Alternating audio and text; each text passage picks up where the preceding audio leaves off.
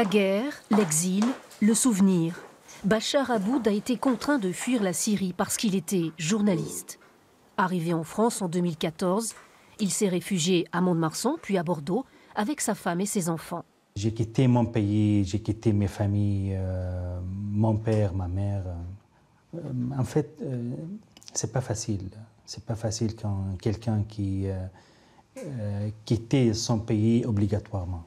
Bachar Aboud n'a pas connu les campements insalubres, mais son périple fut long et fastidieux.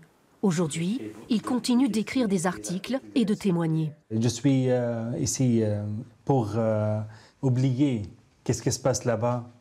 La guerre, je travaille toujours, j'ai écrit des articles, je suis un étudiant. Un étudiant qui ne parlait pas un seul mot de français lorsqu'il a foulé pour la première fois le sol hexagonal. Bachar Aboud a donc d'abord suivi des cours spécifiques à l'université Bordeaux-Montaigne pour apprendre la langue de Molière. Tout comme ces étrangers qui bénéficient de 16 heures d'enseignement hebdomadaire, des élèves particulièrement motivés. J'aimerais bien entrer à la fac de mathématiques. Pour ça, il faut construire bien, il faut continuer notre vie, il faut étudier, il faut travailler.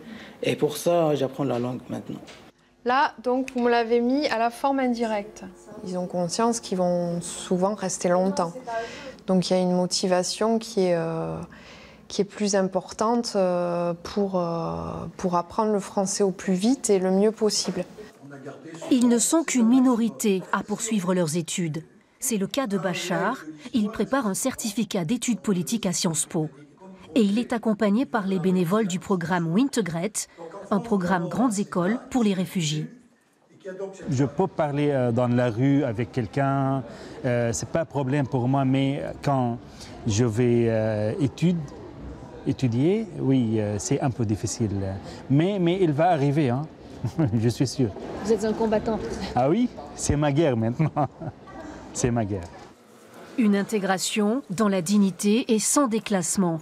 Bachar Aboud espère ainsi reconstruire sa vie sur les bancs de l'université, malgré la mélancolie de l'exil.